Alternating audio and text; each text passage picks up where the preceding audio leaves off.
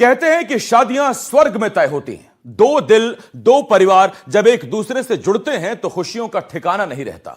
महाराष्ट्र के पुणे के रहने वाले केतन अग्रवाल के परिवार में भी ऐसी ही खुशियां थी।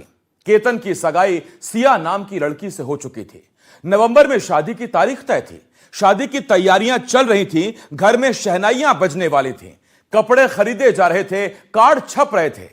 केतन अपनी मंगेतर सिया से बेपनाह मोहब्बत करता था। सिया जो कहती केतन उसे पूरा करता था। लेकिन यह शादी हो ना सकी क्योंकि शादी से पहले ही केतन की मौत हो गई। एक ऊंचे किले से गिरकर केतन की जान चली गई। आरोप है उसी की मंगेतर सिया गोयल और उसके बॉयफ्रेंड चेतन चौधरी पर। किसने दिया केतन को धोखा? कौन है केतन का कातिल? आज क्रिमिनल में देखिए केतन के कत्ल का कोड वर्ड।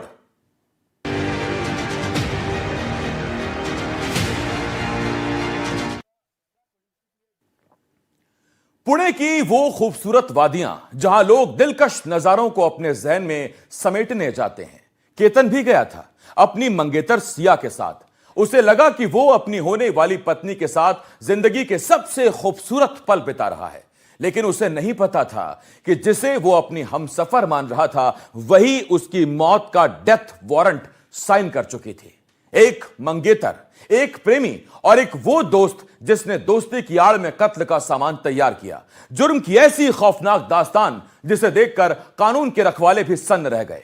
टीवी स्क्रीन पर एक मशहूर क्राइम शो देखकर रची गई एक ऐसी साजिश जिसे हत्यारे परफेक्ट मर्डर समझ रहे थे। लेकिन वो कहते हैं ना, कानून के हाथ लंबे होते हैं। सिया का वो दूसरा सीक्रेट फोन, चैट्स में छिपे वो कोड वर्ड्स और गहरी खाई से चीखती केतन की रूह। आज हम बेनकाब करेंगे पुणे के उस खौफनाक हत्याकांड को जिसने एक बार फिर भरोसे का कत्ल कर दिया।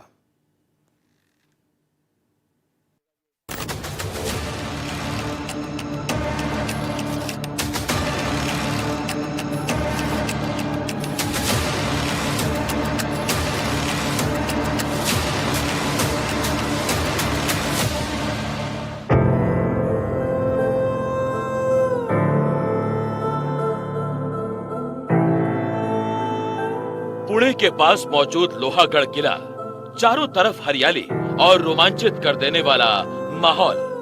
इतिहास प्रेमियों और ट्रैकर्स के लिए एक पसंदीदा जगह। मॉनसून और वीकेंड पर यहाँ हजारों की भीड़ उमड़ती है। लेकिन इसी ऐतिहासिक किले की एक बेहद गहरी और पथरीली खाई से जब एक नौजवान की लाश मिली तो पूरा इलाका दहल गया। उस नौजवान का नाम था केतन अग्रवाल। 25 साल का एक हंसता खेलता काबिल लड़का जो अपनी मंगेतर के साथ इस किले की ऊंचाइयों को नापने आया था। लेकिन वो वापस लौटा तो सिर्फ एक लाश बनकर। केतन की इस मौत के बाद एक नाम सबसे ज्यादा चर्चा में आया, सिया, यानी वो लड़की जो केतन की मंगेतर थी और उस आखिरी वक्त में केतन के सबसे करीब थी। सवाल ये कि क्या केतन का पैर फिसला था? क्या ये एक दुखद हादसा था या फिर लोहागढ़ की उस शांत वादियों में किसी बेहद खौफनाक साजिश को अंजाम दिया गया था? पुणे मुंबई हाईवे से सटा लोनावला इलाका और वहीं मौजूद ऐतिहासिक लोहागढ़ किला। उस दिन मौसम हल्का गर्म था। सैलानी पहाड़ों का लुत्फ उठा रहे थे। तभी पुलिस को सूचना मिलती है कि किले के एक बेहद खतरनाक पॉइंट से एक युवक सीधे सैकड़ों फीट नीचे खाई में गिर गया है। स्थानीय ट्रैकर्स और पुलिस की टीम फौरन हरकत में आती है। खाई इतनी गहरी और दुर्गम थी कि नीचे उतरना मौत को दावत देने जैसा था। घंटों की मशक्कत और रस्सियों के सहारे रेस्क्यू टीम नीचे पहुंचती है। पत्थर की चट्टानों के बीच एक शव मिलता है। पहचान होती है पुणे के रहने वाले केतन अग्रवाल के रूप में। केतन की मौत हो चुकी थी। उसकी मंगेतर सिया रो रो कर उसे पुकार रही थी। सभी को लगा ये ट्रैकिंग के दौरान हुआ एक दुखद हादसा है। सिया ने भी पुलिस को बताया कि पैर फिसलने की वजह से केतन नीचे गिर गया। लेकिन जैसे ही केतन के परिवार को इस बात की खबर मिली, कहानी ने एक ऐसा मोड़ ले लिया जिसने इस पूरे मामले को देश की सुर्खियों में ला दिया।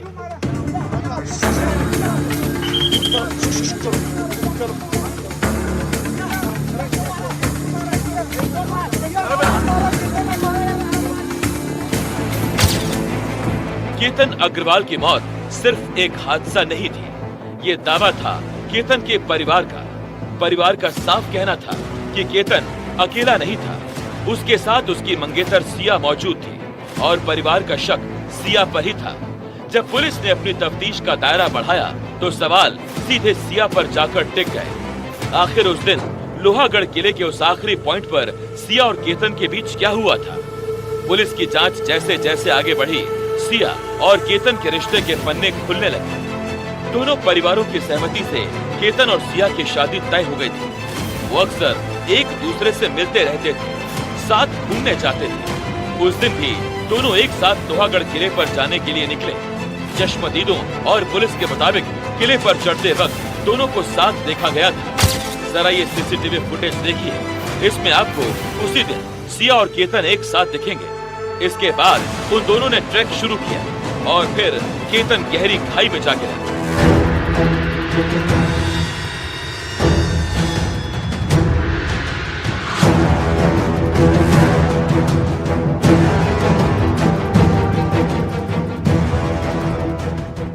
तो क्या ये महज एक हादसा था या फिर एक बेहद गहरी साजिश?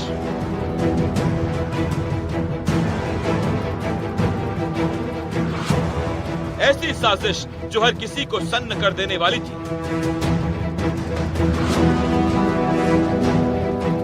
क्योंकि अभी तो इस केस में ऐसे ऐसे खुलासे होंगे जो आपको हैरान कर देंगे।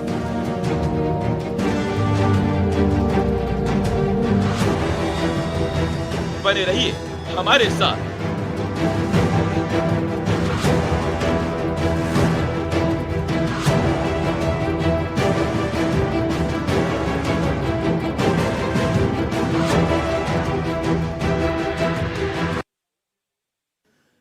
ऊंची पहाड़ी पर मौजूद किले से गिरकर केतन की दर्दनाक मौत हो चुकी थी। केतन की मंगेतर सिया का रो रो कर बुरा हाल था। वो रोते रोते बदहवास हुई जा रही थी। किसी को भी यकीन नहीं हो रहा था कि शादी से पहले ही एक जोड़ा टूट चुका था। सवाल यह था कि क्या यही सच था?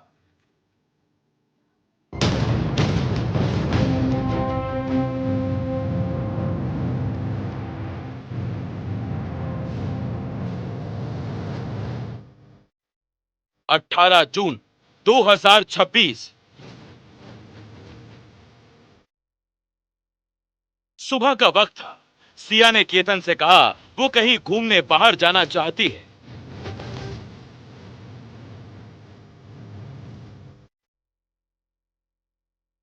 सिया से बेइंतहा प्यार करने वाले केतन ने झट से हां कर दी।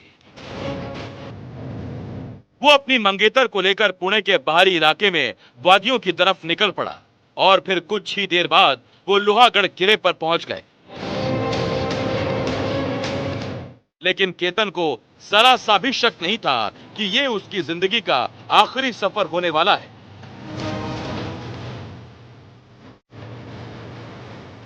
पहाड़ियों पर अचानक कुछ ऐसा होता है कि केतन गहरी खाई में गिर जाता है। पहली नजर में ये एक हादसा लगता है, लेकिन जब पुणे पुलिस इस मामले की गहराई में उतरती है तो जो सच सामने आता है उसने देश को हिलाकर रख दिया।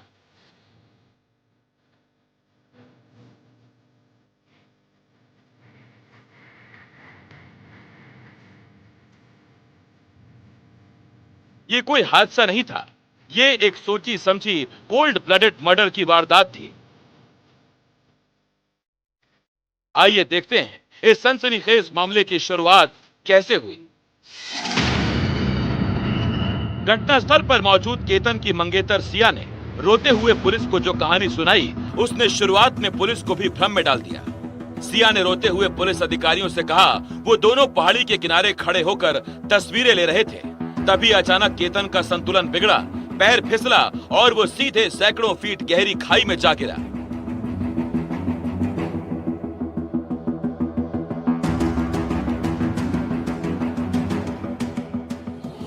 लेकिन पुलिस की पैनी नजरों को कुछ खटक रहा था। क्या ये वाकई सिर्फ एक हादसा था या फिर इस मलबे के नीचे कोई बहुत बड़ा राज दफन था? पुणे पुलिस की तफ्तीश जैसे ही आगे बढ़ी, वैसे ही इस कहानी में एक तीसरे किरदार की एंट्री हुई। उस किरदार का नाम था चेतन चौधरी। हादसे की थ्योरी पर पुलिस को शक तो था, लेकिन उनके पास कोई पुख्ता सबूत नहीं था।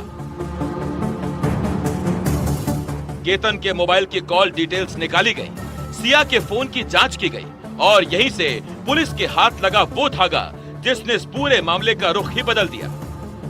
पुलिस को पता चला कि सिया जिस केतन से शादी करने जा रही थी, उससे पहले से ही उसकी जिंदगी में कोई और था।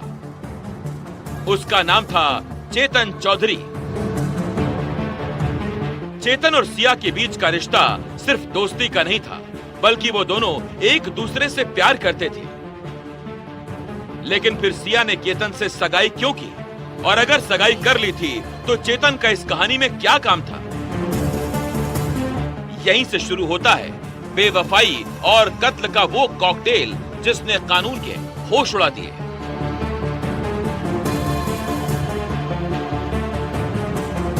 पुणे पुलिस की तफ्तीश अब सिया और चेतन के इर्द गिर्द घूम रही थी। पुलिस ने जब सिया के मोबाइल नंबर के कॉल डेटा रिकॉर्ड्स निकाले तो चौंकाने वाला खुलासा हुआ। सिया शादी की तैयारियों के बीच भी हर रोज घंटों चेतन नाम के युवक से बात कर रही थी। यहाँ तक कि जिस दिन केतन की मौत हुई उस दिन भी वारदात से कुछ घंटे पहले और वारदात के तुरंत बाद सिया और चेतन के बीच बातचीत हुई थी।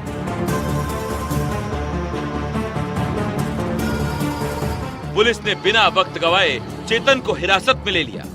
जब चेतन से पूछताछ शुरू हुई तो वो घबराने लगा। उसने शुरुआत में पुलिस को गुमराह करने की कोशिश की, लेकिन जब पुलिस ने सख्ती दिखाई और सीडीआर के रिकॉर्ड उसके सामने रखे तो चेतन टूट गया। उसने जो कबूलनामा किया उसने पुलिस के पैरों तले से जमीन खिसका दी।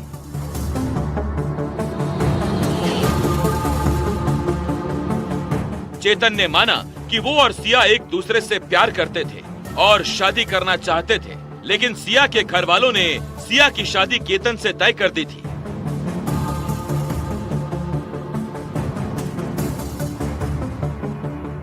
सिया और चेतन केतन को अपने रास्ते का कांटा मानने लगे थे। उन्हें लगा अगर केतन जिंदा रहा तो वो कभी एक नहीं हो पाएंगे, और इसी मोड़ पर प्यार के इस त्रिकोण ने एक खौफनाक मोड़ ले लिया। सिया और चेतन ने मिलकर फैसला किया कि केतन को हमेशा हमेशा के लिए रास्ते से हटाना होगा, यानी एक ऐसा कत्ल जिसे दुनिया सिर्फ एक एक्सीडेंट समझे। और फिर चुना गया इसी लोहागढ़ किले को। वही किला है जहां पर चढ़कर आने के लिए आपको लगभग 1 से 1.5 घंटे तक सीढ़ियां चढ़नी पड़ती है, ट्रैक करना पड़ता है, जिसके बाद आप यहां से नीचे उतर कर जो है ये इस जगह पर पहुंचते हैं। और सिया ने इस जगह को इसलिए चुना क्योंकि यहाँ पर सीसीटीवी फुटेजेस भी नहीं बरामद किए जा सकते। आप वो स्पॉट देख रहे हैं जहां से सिया ने अपने मंगेतर को पहले यहाँ पर वो लेकर आई, और यहाँ पर लाने के बाद जब तक वो वादिया देख रहा था तब तक उसने और चेतन ने मिलकर उसे यहाँ से नीचे 400 मीटर नीचे खाई में उसे ढकेल दिया, जिसके चलते उसकी मौत हो गई। पुलिस की जांच जब आगे बढ़ी तो हैरान करने वाले खुलासे हुए। जांच में सामने आया कि दोनों ने मर्डर का प्लान बनाने के लिए इंटरनेट का सहारा लिया। आरोपियों ने गूगल और यूट्यूब पर मर्डर के अलग अलग तरीकों को गहराई से सर्च किया था, जिसके बाद उन्होंने केतन को लोहागढ़ किले की ऊंचाई से नीचे फेंकने का प्लान फाइनल किया। आरोपियों ने इंटरनेट पर यह भी सर्च किया था कि ऊंचाई से गिरने पर मौत की संभावना कितनी होती है और कौन से तरीके से हत्या करने पर पकड़े जाने का खतरा सबसे कम रहता है। सिया और चेतन की प्लानिंग कितनी शातिर थी, इसे इस बात से समझिए कि एक एक बात का ध्यान रखा गया।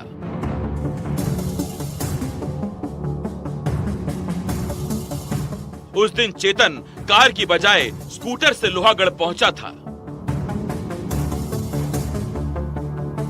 जानकारी के मुताबिक चेतन चौधरी टोल प्लाजा के इलेक्ट्रॉनिक रिकॉर्ड और सीसीटीवी ट्रैकिंग से बचने के लिए कार की बजाय स्कूटर से लोनावाला के लोहागढ़ किले पहुंचा। उसी स्कूटर से वापस पुणे लौट आया, जिसे अब पुलिस ने जब्त कर लिया है। किले पर चढ़ते समय चेतन ने अपनी पहचान छिपाने के लिए हुडी जैकेट पहन रखी थी, जिसे बाद में उतारकर उसने सिर्फ काली टी शर्ट पहन ली। भागते समय हुडी दोबारा पहन ली। यानी सिया और चेतन ने अपनी तरफ से परफेक्ट मर्डर की पूरी प्लानिंग की थी। इंटरनेट से लेकर व्हीकल ट्रैकिंग से बचने के लिए हर प्लान परफेक्ट। लेकिन वो कहते हैं ना कि अपराधी चाहे जितना शातिर हो, एक ना एक दिन कानून के शिकंजे में फंसता ही है। क्या यही खत्म हो गई थी चेतन और सिया की साजिशें? बताएंगे आपको अगली रिपोर्ट में।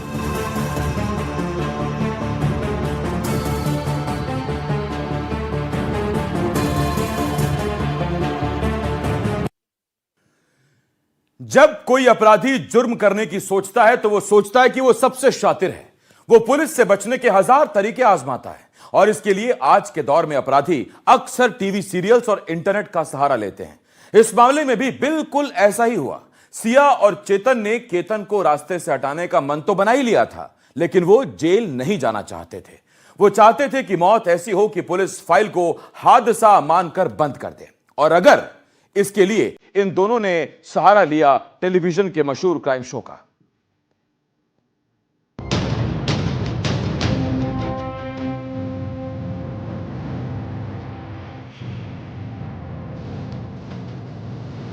पुणे मर्डर मिस्ट्री की सबसे चौंकाने वाली बात यह थी कि इसकी स्क्रिप्ट किसी शातिर अपराधी ने नहीं, बल्कि एक क्राइम शो देखकर दो प्रेमियों ने लिखी थी।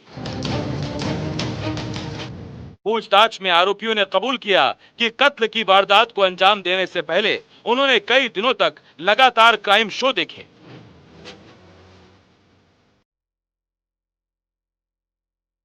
जांच में सामने आया कि आरोपी चेतन ने वारदात से पहले टीवी सीरियल क्राइम पेट्रोल देखा। उसके एपिसोड देखकर समझने की कोशिश की थी कि जांच एजेंसियों को कैसे चकमा दिया जा सकता है। वो ये देखना चाहते थे कि अपराधी कहां चूक करते हैं। उन्होंने शो से सीखा कि कत्ल के वक्त अपना रेगुलर मोबाइल फोन कभी पास नहीं रखना चाहिए, क्योंकि मोबाइल टावर लोकेशन पुलिस के लिए सबसे बड़ा सबूत बनती है। हत्या की जगह ऐसी होनी चाहिए जहां कोई चश्मदीद गवाह न हो और न ही सीसीटीवी कैमरे हो।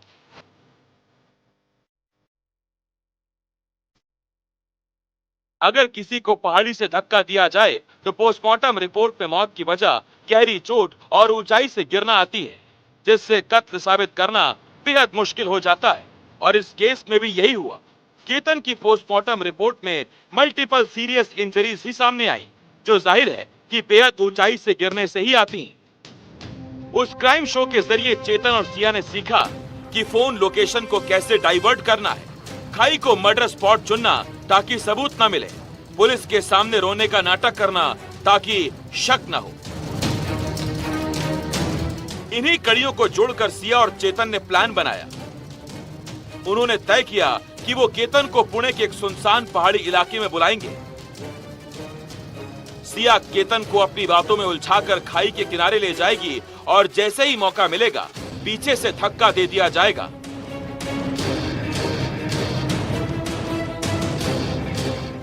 लेकिन इस पूरी साजिश को अमली जामा पहनाने के लिए उन्हें एक और शख्स की जरूरत थी, जो वारदात के वक्त उनकी मदद कर सके और पुलिस को गुमराह करने का इंतजाम कर सके। और यही एंट्री होती है चेतन के एक जिगरी दोस्त की। कहते हैं कि दोस्त वो होता है जो आपको गलत रास्ते पर जाने से रोके, लेकिन चेतन का दोस्त ऐसा नहीं था। उसने दोस्ती का फर्ज कत्ल में मददगार बनकर निभाया। जब चेतन ने अपने दोस्त को बताया कि वो और सिया मिलकर केतन का मर्डर करने वाले हैं, तो उस दोस्त ने उन्हें रोकने की बजाय इस साजिश में उनका साथ देने का फैसला किया।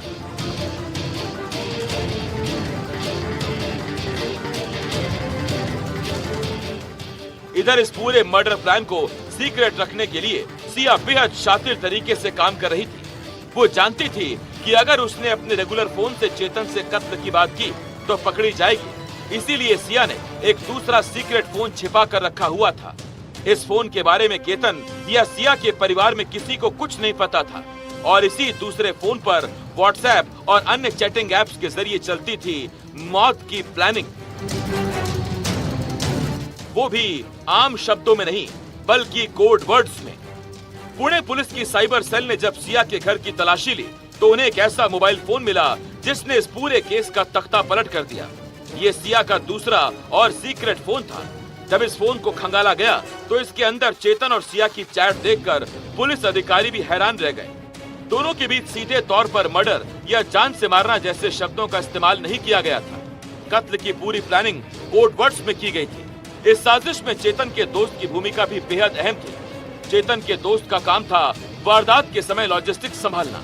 उसने चेतन को बिना किसी आईडी के एक पुराना सिम कार्ड और एक सेकंड हैंड मोबाइल अरेंज करके दिया था ताकि पुलिस कत्ल के वक्त चेतन की असली लोकेशन ट्रैक न कर पाए। कत्ल वाले दिन चेतन का दोस्त चेतन की बाइक लेकर पुणे के दूसरे इलाकों में घूम रहा था ताकि अगर पुलिस चेतन के मोबाइल या गाड़ी की जांच करे तो उसकी लोकेशन कत्ल की जगह से बहुत दूर दिखाई पड़े। दोस्त ने कातिलों को एलिबाई यानी घटना के वक्त कहीं और मौजूद होने का दिखावा करने में मदद की थी, लेकिन डिजिटल फुटप्रिंट्स के इस दौर में कातिल अपनी चालाकी के जाल में फंस गए। साजिश तैयार थी, कोड वर्ड सेट थे, दोस्त ने बैकअप प्लान बना लिया था और क्राइम शो से पुलिस से बचने की ट्रेनिंग भी ली जा चुकी थी। अब बारी थी कत्ल के उस आखिरी सीन की जिसे अंजाम देने के लिए सिया केतन को लेकर पुणे की उस ऊंची पहाड़ी पर पहुंच चुकी थी। हवा ठंडी थी, मौसम सुहाना। केतन खुश था कि वो अपने मंगेतर के साथ है। उसे क्या मालूम था कि सिया के दिमाग में मौत का काउंटडाउन चल रहा है। सिया लगातार अपने सीक्रेट फोन से चेतन को लोकेशन भेज रही थी। 18 जून वो तारीख थी जिस दिन सिया गोयल ने अपने मंगेतर केतन अग्रवाल को मौत के घाट उतारा और उसका साथ दिया उसी के बॉयफ्रेंड चेतन चौधरी। तो आखिर क्या हुआ था उस दिन? कैसे चेतन और सिया ने उस खौफनाक साजिश को अंजाम दिया? इसके साथ ही आपको एक ऐसा सबूत दिखाएंगे जो बताता है कि सिया ने केतन से शादी से पहले ही तय कर लिया था कि वो केतन से तो शादी नहीं करेगी। बने रहिए हमारे साथ।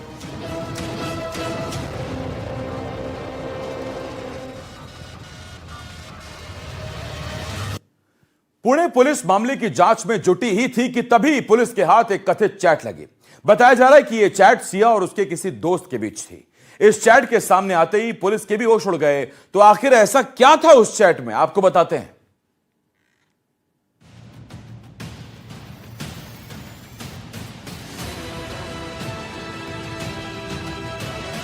शातिर सिया क्या क्या किया? सिया चेतन की शातिर प्लानिंग। ऊंची पहाड़ी पर बना लोहागढ़ किला। तय प्लान के मुताबिक सिया केतन को पहाड़ी के उस पॉइंट पर ले गई जहां नीचे सबसे गहरी खाई थी। वो दोनों हंसते हुए एक दूसरे से बात करते हुए उस पॉइंट की तरफ बढ़ रहे थे। जिस जगह केतन और सिया मौजूद थे वहां उनके अलावा कोई और मौजूद नहीं था। कम से कम केतन को तो यही लगा था, लेकिन सिया जानती थी कि उनके पीछे ही छिपकर उसका आशिक चेतन चला आ रहा है। तय जगह पर आते ही सिया ने थक जाने का बहाना किया। वो वहीं जमीन पर बैठ गई और पानी पीने के लिए बोतल निकाली। जैसे ही सिया जमीन पर बैठी तभी चेतन ने दौड़ते हुए केतन को जोरदार धक्का मारा। अगले ही पल केतन सीधा नीचे खाई की तरफ गिर पड़ा। उसकी चीख हवा में गूंजी और वो सीधे कई 100 फीट नीचे पत्थरों से भरी खाई में जा गिरा। कत्ल को अंजाम देने के बाद चेतन तुरंत अपने दोस्त के पास भाग गया, जो कुछ दूरी पर बाइक स्टार्ट करके खड़ा था। इधर सिया ने पुलिस से बचने के लिए अपनी एक्टिंग शुरू कर दी। उसने अपने कपड़े थोड़े गंदे किए, रोने का नाटक किया और सड़क पर आकर चिल्लाने लगी कि उसके मंगेतर का पैर फिसल गया है। उसने पुलिस को गुमराह करने की हर मुमकिन कोशिश की, जैसा उसने टीवी शोज में देखा था। लेकिन वो कहते हैं ना कि अपराधी चाहे कितना भी शातिर क्यों ना, कोई ना कोई सुराग छोड़ ही जाता है।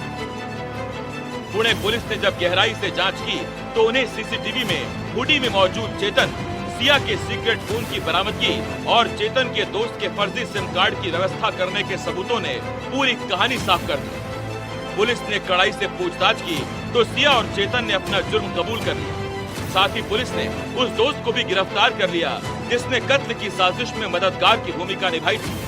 जब जांच आगे बढ़ी तो ये भी खुलासा हुआ कि उस दिन सिया का जमीन पर थक कर बैठना और पानी पीना कोई आम बात नहीं थी। बल्कि यही वो तय इशारा था जिसका मतलब था कि अब केतन को धक्का देने का वक्त आ गया है। एक बेकसूर लड़का जो शादी के सपने देख रहा था, वो अपनी मंगेतर के हाथों मौत की नींद सो गया।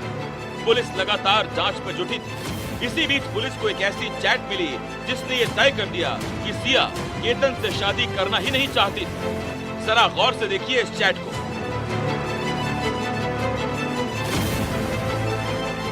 जांच के दौरान पुलिस को सिया की जो कथित चैट हाथ लगी, उसमें संकेत मिले कि हत्या पूरी साजिश के तहत की गई थी। ये चैट 25 मई की है, जिसमें सिया अपने किसी दोस्त से बात कर रही थी और शादी में फ्लाइट टिकट के लिए आधार कार्ड मांग रही थी। हालांकि चैट में वो कहती है कि वो आधार कार्ड की बैक साइड और फ्रंट साइड की फोटो भेज दे, शादी के टिकट के लिए, जो होनी ही नहीं थी, पर फिर भी भेज दो। जांच अधिकारी इस चैट की अब गहराई से तफ्तीश कर रहे हैं कि क्या ये बातचीत और हवाई टिकटों की बुकिंग सिर्फ दिखावा थी। शक है कि सिया शादी की तैयारियां इसलिए दिखाना चाहती थी ताकि केतन की हत्या के बाद उस पर कोई शक न करे। पुलिस को शक है कि ये पूरी कवायद साजिश छिपाने और जांच भटकाने के लिए हो सकती है। सिया, चेतन और उसका दोस्त तीनों पुलिस की गिरफ्त में आ चुके थे। पुलिस सिया और चेतन को फिर उसी पहाड़ी पर लेकर गई जहां से केतन की गिरकर मौत हुई थी। इस दौरान पुलिस ने केतन के वजन के बराबर डमी बनाई और उसे उसी जगह से धक्का दिया गया। रिक्रिएशन ऑफ सीन के लिए लेके गए थे। उसने सभी सीक्वेंस ऑफ इवेंट्स बताए हैं कि क्या क्या हुआ था उस दिन। उसकी अभी तपास आगे चालू है। Investigation is on. अभी तपास कर रहे हैं हम नहीं, लेकिन ऊपर जो पुतला लेके गए थे वो कितने किलो का था और किस प्रकार से रिक्रिएशन वो केतन के बॉडी के हिसाब से था। उस वेट के हिसाब से हमने पुतला रखा था। बाकी उसने सीक्वेंस ऑफ इवेंट बताए हैं कि क्या क्या हुआ है। उस हिसाब से हमने मेमोरेंडम वगैरह किया।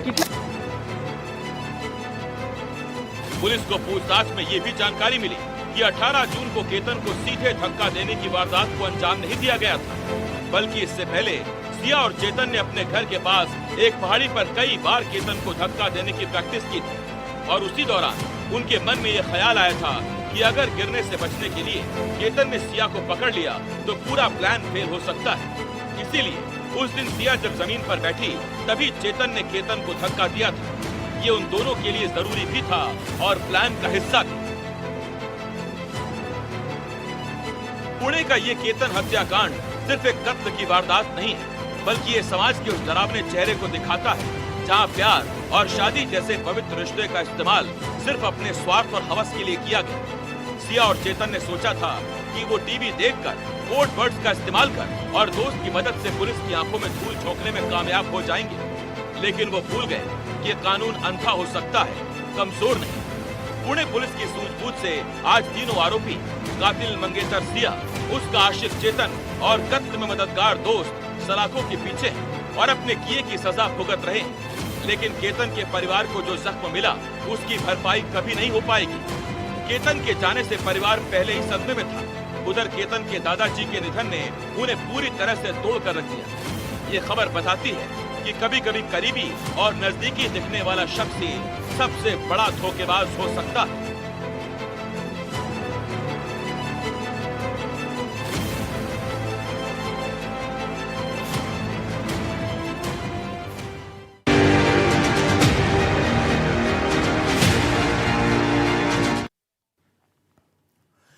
क्रिमिनल में आज के लिए इतना ही। अगली कड़ी में फिर लेकर आएंगे जुर्म की ऐसी ही खौफनाक दास्तान, ताकि आप रहें सतर्क और सावधान।